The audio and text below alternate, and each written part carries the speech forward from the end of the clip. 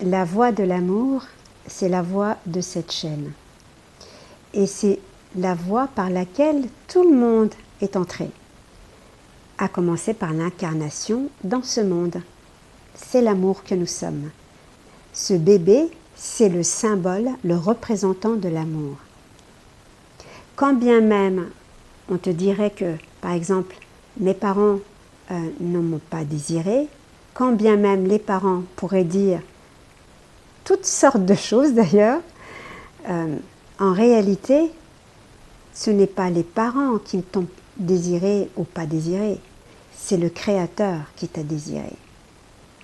Et pour quelle raison? Parce que le Créateur, c'est toi, vous ne faites qu'un. Mais par contre, entendre que les parents te disent « tu n'as pas été désiré », cela va te permettre en fait de te séparer d'eux, parce que quand tu étais collé à eux, tu ne faisais qu'un, leur centre c'était ton centre, et il s'agit maintenant qu'ils se séparent de toi, qu'ils se détachent, et que tu te détaches pour que tu découvres toi-même être le centre, être le projecteur, lui-même. Et cela passe effectivement par une période très douloureuse, très compliquée. L'enfant que nous avons été, l'adolescent, c'est la période la plus complexe qui soit. Parce qu'on est très fragile, on est à fleur de peau, il n'y a pas encore tous les mécanismes de défense qui sont posés. Par la suite, adulte, on rentre dans un labyrinthe, donc effectivement, il va y avoir de la souffrance, mais en réalité, on rentre en souffrance à cause de nos résistances, à cause justement de ces mécanismes qui nous empêchent de pénétrer ce qui veut advenir, ce qui est dans l'ombre en fait. Et c'est tout l'enjeu en fait, c'est-à-dire qu'au départ, on se sépare, on vit un tas d'états émotionnels, de phases, et qui sont en réalité jamais totalement vécus. Ils sont refoulés en fait, ils sont pliés, ils sont castrés. On serre les dents en fait, tu vois, face aux parents, face à la société, au monde, on va serrer les dents et on serre le ventre, les fesses, etc. pour faire taire ce qui veut monter. Et on part avec ça, dans ce labyrinthe, à chercher du sens. Et on se perd en fait, on erre, on est dans un désert perpétuel. Mais c'est quand, à un moment donné, il y a ce désir de retournement, en fait, pour revenir, en fait, on rebrousse chemin. Alors, soit on tombe directement au cœur de nous-mêmes, le cœur de ce pur enfant, c'est l'enfant divin, c'est-à-dire c'est nous-mêmes, c'est-à-dire ce divin en réalité. Il est au-delà de l'humain, c'est le divin qui crée l'humain. Soit on y accède directement par la grâce, soit ça se fait progressivement à travers notre propre volonté dirigée par l'amour. Car en réalité, quand tu fais ce chemin de retour, c'est l'amour qui te guide. C'est Dieu qui est en train de te guider en réalité. C'est l'amour, Dieu, qui te ramène à toi-même pour là où tu étais séparé, pour que tu ne fasses plus qu'un. Et pour ce faire, tous les états qui sont là, on y rentre de plein pied, parce que c'est ce qui se présente, c'est ce qui est.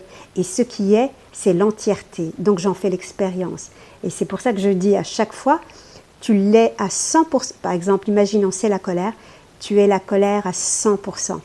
La tristesse arrive, tu es la tristesse à 100%. C'est-à-dire que c'est toute mon entièreté. J'y vais pas à moitié, j'y vais en totalité. Je m'appelle plus quelqu'un, mon nom devient tristesse par exemple. Et c'est parce que je pénètre en totalité que ceci va me donner une information. L'information qui est celle de la proximité, de l'intimité de mon cœur en fait. C'est comme une reconstitution, tu vois. On va dire qu'au départ, on va dire que le miroir est éclaté et en fait c'est tous les morceaux qui se recollent pour ne former qu'une simple et unique unité. Et probablement, ça demande du courage, ça demande aussi de la patience, parce que très souvent, je vois que parfois, lors de mes entretiens, par exemple, la personne va me dire « j'étais invisible aux yeux de mes parents, je n'existais pas ». La personne pénètre ça totalement et elle découvre une légèreté, le rien. Et au lieu en fait de rester avec ça, de laisser l'information venir, et peut-être que parfois, c'est comme une fleur, tu vois, c'est-à-dire je reste à son chevet pour que l'information se déploie à moi. Et très souvent, en fait, c'est balayé, parce qu'on veut passer à autre chose, parce qu'on a une idée mentale de ce que c'est que retrouver sa véritable nature. Mais le mental, il n'a aucune notion de ce que c'est que le vécu, de ce que c'est que l'expérimentation directe. C'est ça le réel, c'est quand tu le vis réellement. Ça, c'est être. C'est pour ça qu'il est dit, ne t'empêche pas de vivre tout ce qui se présente, parce que c'est toujours une possibilité pour revenir à toi. C'est-à-dire faire l'expérience de l'être-té dans chaque instant, dans chaque vague qui se présente, forme qui apparaît. Même si j'ai l'impression, le mental va dire, je n'aime pas la situation qui se présente. Parce que le mental, il a toujours des raisons en fait. Mais si tu enlèves la raison, il n'y a plus de j'aime, j'aime pas. Il y a juste ce qui est. Et je fais un avec ce qui est. C'est une pure contemplation. Contemplation veut dire rentrer dans le temple. Le temple, c'est nous-mêmes. En fait, cette histoire, c'est un peu l'histoire de Blanche-Neige et les 7 nains. Au départ, nous avons le premier royaume qui est dirigé, contrôlé par la reine qui n'arrête pas de se regarder dans la glace et de dire « Miroir, mon beau miroir, dis-moi qui est la plus belle ». En fait, c'est le petit moi qui tourne sur lui-même. Blanche-Neige, qui est l'esprit, le cœur, en fait, elle se sauve. Et ça, en quelque sorte, c'est par exemple quand tu m'appelles et que tu viens à moi, en fait. Tu vois, c'est elle qui se sauve et qui veut se diriger vers le sanctuaire de son cœur. Blanche-Neige arrive dans sa cabane. Et qu'est-ce qu'elle fait? Elle va nettoyer. Elle fait le ménage, en fait. Et il y a les 7 nains. Et les 7 nains, c'est les 7 états émotionnels qui portent en eux une information. Mais pour ce faire, ils doivent descendre dans la terre, sous la terre. Donc, toi, tu fais cette traversée, notamment, par exemple, pour venir à moi. Donc, tu rentres dans la forêt, et avec moi, tu vas pénétrer cette forêt. Tu vas arriver à cet endroit, avec ces états qui sont là, et il s'agit d'accompagner chacun des nains. Mais moi, je t'aide, en tout cas, si ça se présente, si tu te présentes à moi, pour descendre. Mais ce n'est pas moi qui le fais, c'est toi qui descends profondément pour récupérer la perle qui est là. Au travers, par exemple, de la tristesse, je descends, je récupère quelque chose, en fait. Et ça, c'est à laisser mûrir, en fait, avec tous les autres états qui vont te formuler une information, et toutes ces informations vont prendre racine au sein de ton cœur. Et quand je dis ton cœur, ce n'est pas le tien. Parce que petit à petit, il faut laisser l'information remonter. Tu réalises que ce n'est pas un cœur personnel en réalité, c'est un cœur impersonnel. Cet amour dont je parle, en fait, pour revenir à l'amour de soi-même, en fait, il ne t'appartient pas. Il n'a aucun nom. Petit à petit, l'information va t'arriver. Ce n'est pas mental qui te dit, qui confirme, qui valide qu'en fait, l'amour se trouve partout, en fait. Il est dans une fleur, il est dans un lac, il est dans une montagne, dans un nuage, dans un orage.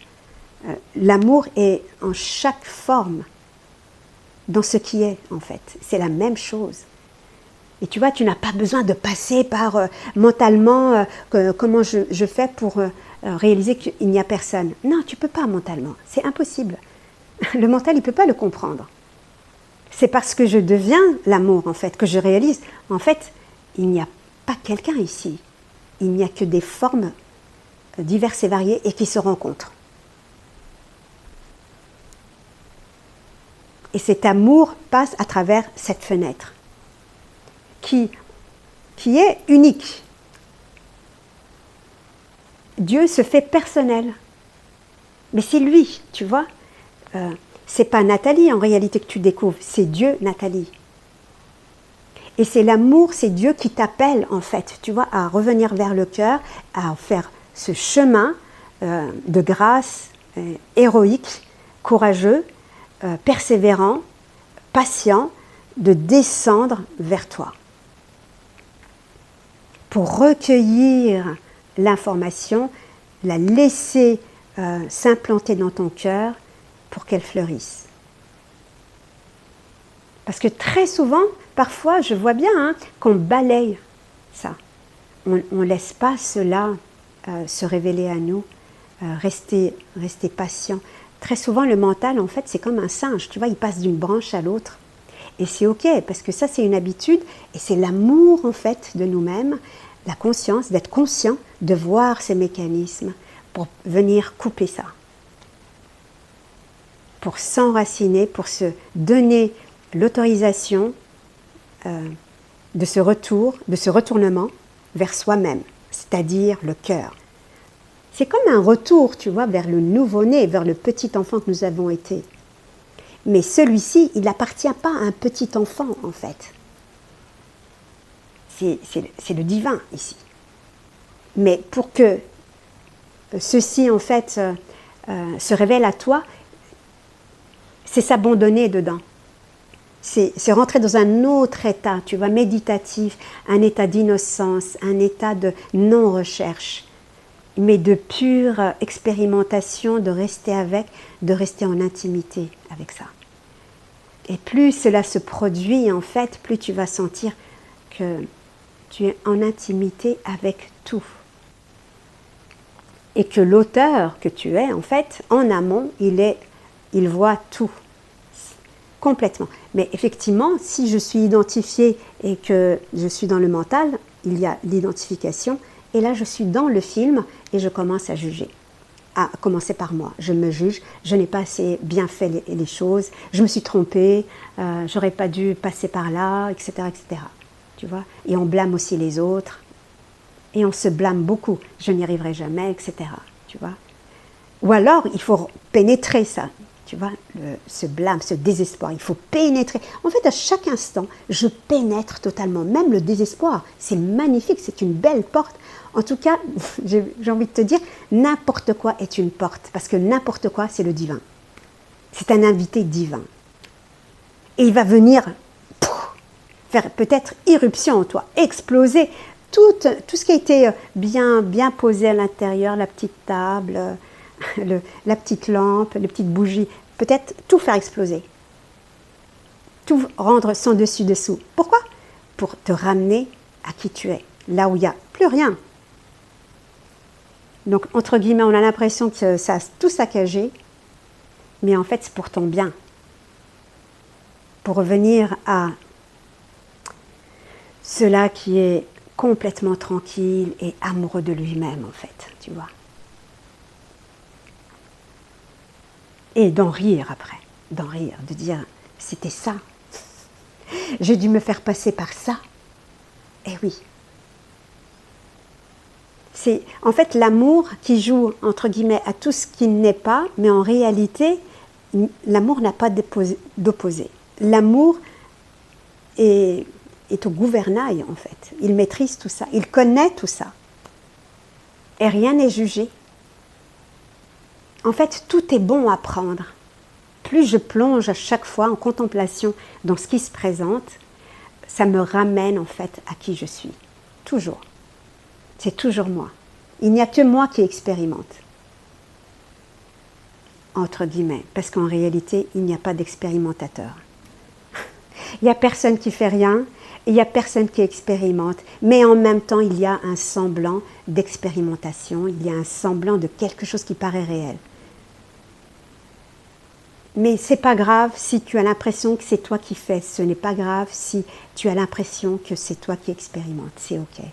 Le but vraiment, c'est de revenir à l'amour que nous sommes, de nous-mêmes, et de laisser ce nous-mêmes se révéler à toi pour te dire qui il est. La totalité. L'amour lui-même.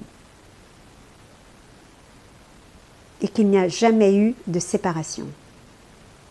Mais c'est Dieu qui voulait se connaître en tant que Dieu et se prouver à lui-même ce chemin inverse en fait,